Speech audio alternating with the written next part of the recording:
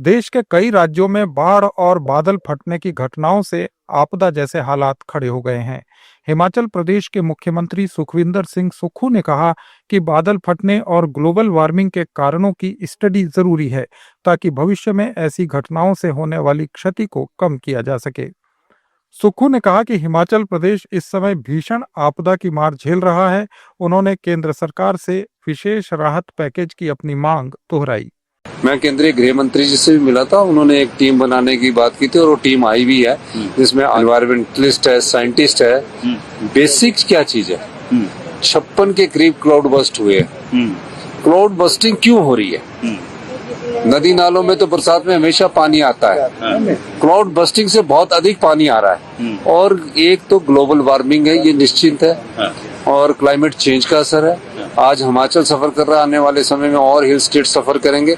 मैंने 2023 में भी कहा था, और तो जितना नुकसान हुआ है उसका हम अंदाजा लगा रहे हैं। 2023 में फ्लड्स आए थे, तो सेंट्रल गवर्नमेंट से कोई एड आ रहा है या आपको कोई डिमांड है? हमने तो स्पेशल रिलीफ पैकेज की बात की है।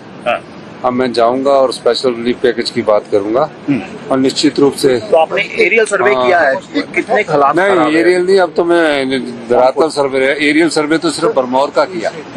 बरमौर में हम नहीं थे, बरमौर में हमारे कोई 15,000 श्रद्धालु फंसे हुए थे। कितना सेंट्रल फंड चाहते हैं आप? आपको लगता है कितना रिलीफ पैकेज होना चाहिए? किस सेंटर की टीम आएगी, और तकरीबन अब देखते हैं कि भारत सरकार को खुद देखना चाहिए। आप हालात देखिए, पुल कैसे बह गए, दुकानें कैसे बह गई, सारी चीजें आप खुद ही देख रहे हैं। ओवर कटिंग ऑफ ट्रीज नहीं है कोई इशू? नहीं, ओवर कटिंग नहीं। जब पहाड़ के इस पहाड़ में क्लाउड बस्ट हो जाएगा, ये जो घने जंगल है, तो 50-100 पेड़ इकट्ठे बह के आते हैं। एक पार्ट तो ये भी है, जब 50-100 पेड़ इकट्ठे बह के आते हैं तो चॉपिंग हो जाती है, लकड़ अपने आप बहते बहते नीचे आते हैं, नुकसान पहुंचाते हैं। ये फैक्टर है। उधर पंजाब में बाढ़ के हालात बने हुए हैं। वहां लोग मदद के लिए भी पूरी कोशिश कर रहे हैं। दिल्ली की सीएम रेखा गुप्ता ने कहा कि उनकी सरकार ने पंजाब के मुख्यमंत्री रिलीफ फंड में 5 करोड़ रुपए की सहयोग राशि देने का निर्णय लिया है।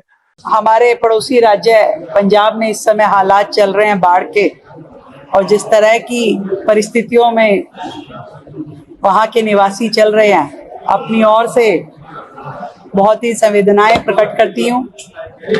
ईश्वर इस दिक्कत से, इस मुसीबत से जल्द ही उन सबको राहत दे।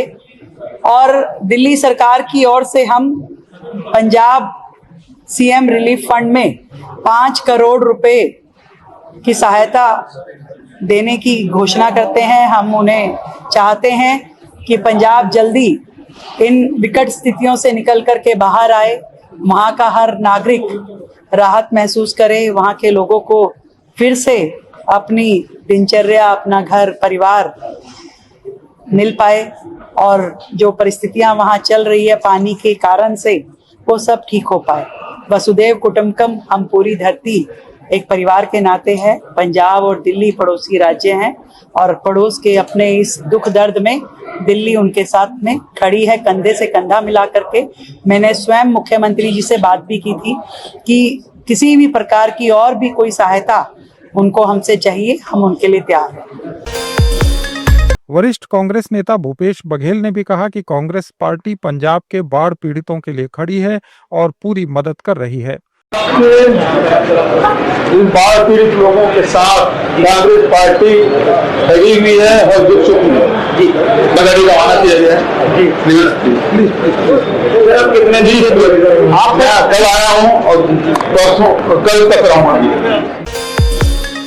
इस बीच पंजाब के पूर्व सीएम चरणजीत सिंह चन्नी ने कहा कि सीएम भगवंत मान बाढ़ पीड़ितों की मदद करने से बच रहे हैं। तबीयत खराब नहीं हुई भी यार, वो ब्याह विच भी जे फुੱਫੜ नाराज हो जाए ना तो सारा काम बिगड़ जाता है। वो पठान माजरा दी घर वाली दा फुੱਫੜ लगदा, वो भज्जिया होया है, सारा कलेश पिया होया पंजाब दे विच। पठान माजरा नाल जो होया उन्हां ने भेज दिओ। पठान पंजाब दे कि पार्टीबाजी दे उपर उठ के जिहड़ी काम करन दी लोड़ है। महाराष्ट्र के मुख्यमंत्री देवेंद्र फडणवीस की पत्नी अमृता फडणवीस ने गणपति विसर्जन के बाद समुद्र तट की सफाई का अभियान शुरू किया। यह अभियान जुहू बीच से शुरू हुआ। उन्होंने कहा कि समुद्र चमकना चाहिए और यहाँ सफाई हम सब की जिम्मेदारी है। आज हम लोग सुबह कल रात को विसर्जन संपन्न हुआ और आज सुबह हम जुहू बीच पे ये क्लीन अप ड्राइव कर रहे हैं। इसका नाम हमारा है सी शोर शाइन, यानी हमारी सी जो होती है समुद्र किनारे ये चमकने चाहिए, ना कि जैसे हमने देखा गंदगी कितनी, हर टाइप की गंदगी हमने यहाँ देखी, रैपर से लेके प्लास्टिक, टॉक्सिक मटेरियल, पीओपी, ये सब हमारी करनी है जो वापस आ रही है। तो हमें हमारी धरोहर अगर आगे बच्चों को देनी है सुंदरता के साथ, तो हमें ध्यान रखना पड़ेगा कि एक तो गंदगी करे ही ना, और अगर गंदगी का कोई कारण हो और हो रही हो तो उसको साफ करना ये हमारी जिम्मेदारी है।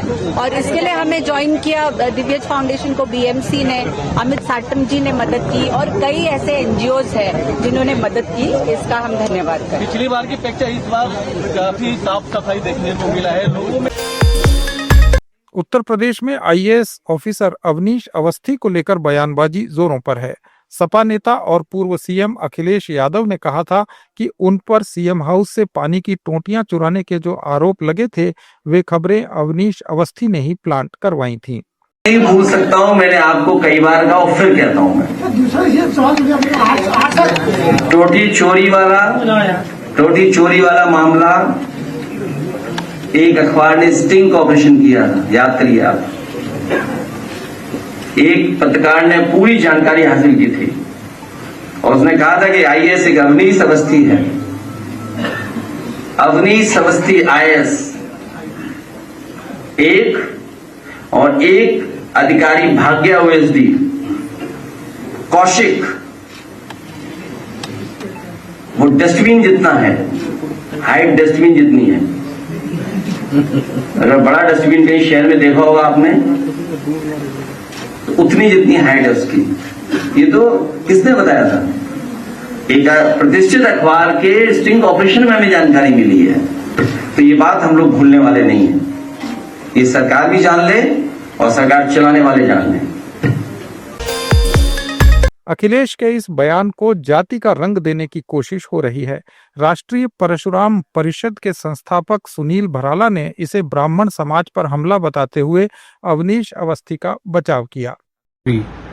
श्री अखिलेश जी ने आज जो बयान दिया है वो बयान अवनीश अवस्थी जी पर ही नहीं पूरे करोड़ों ब्राह्मणों का अपमान करने का काम किया है।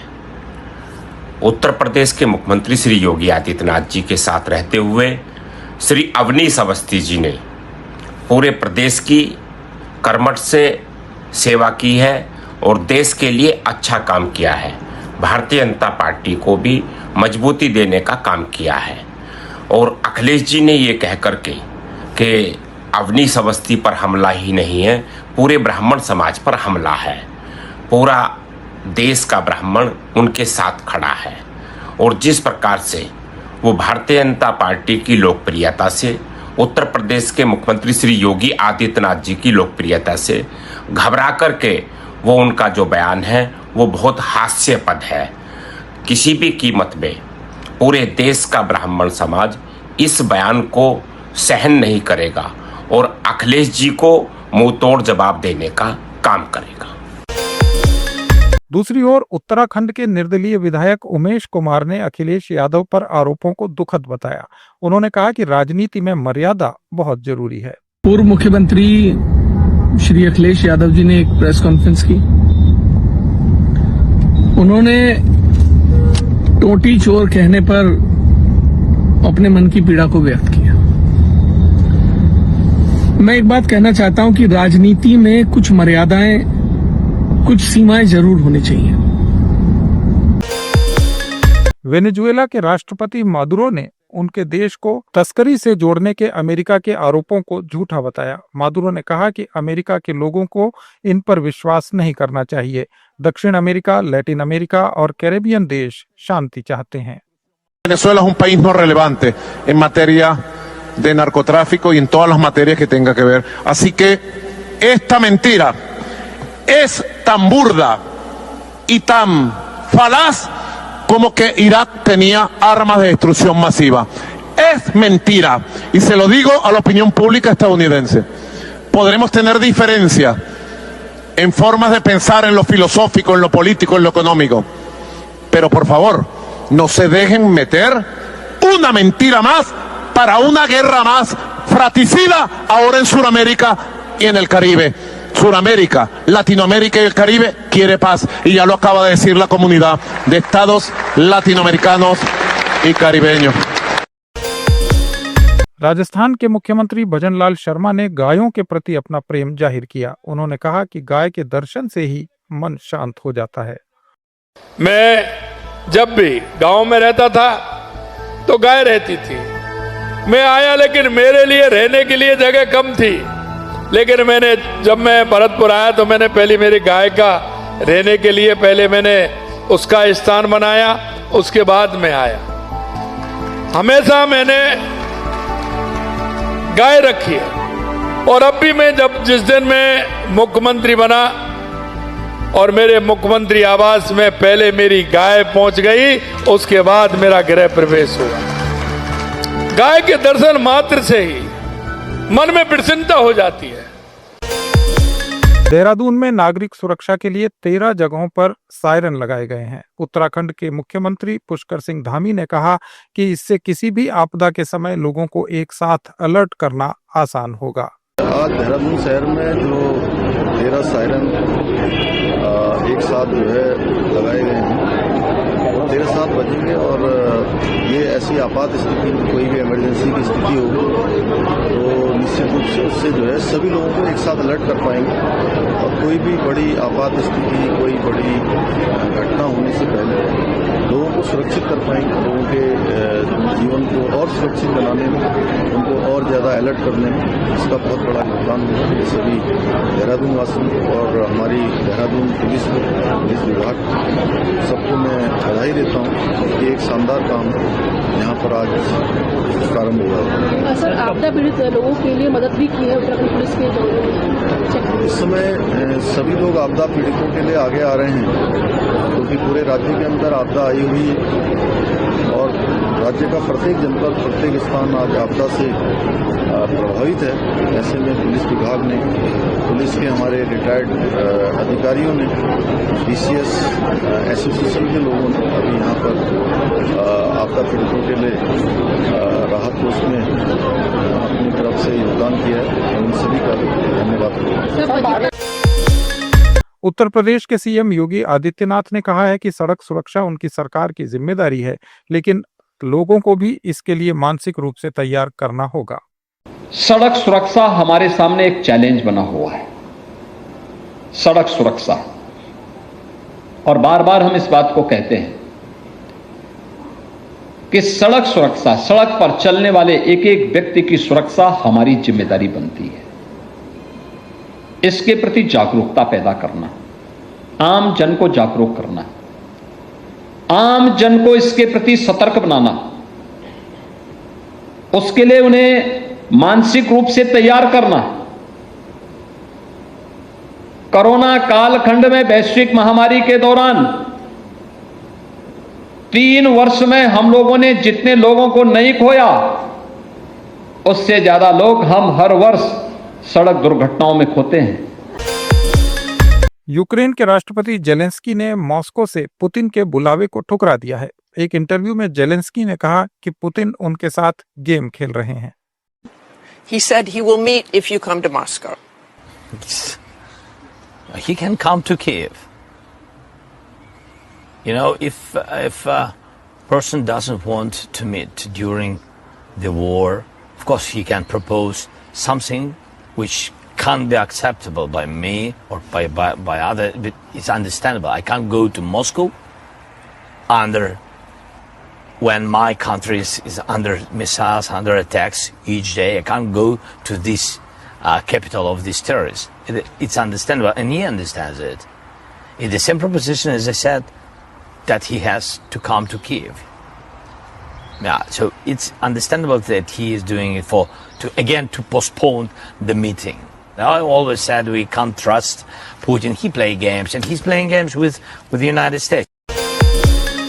ये थे आज के कुछ अहम बयान। अपडेट्स के लिए जुड़े रहिए लेट्स माइक के साथ। आप सुन रहे थे let's mic more than radio. Follow कीजिए हमें हमारे सोशल मीडिया प्लेटफॉर्म्स पर। It's time for news. It's It's time for More Than Radio. Presenting the first radio news app, Let's Mike. Let's Mike, a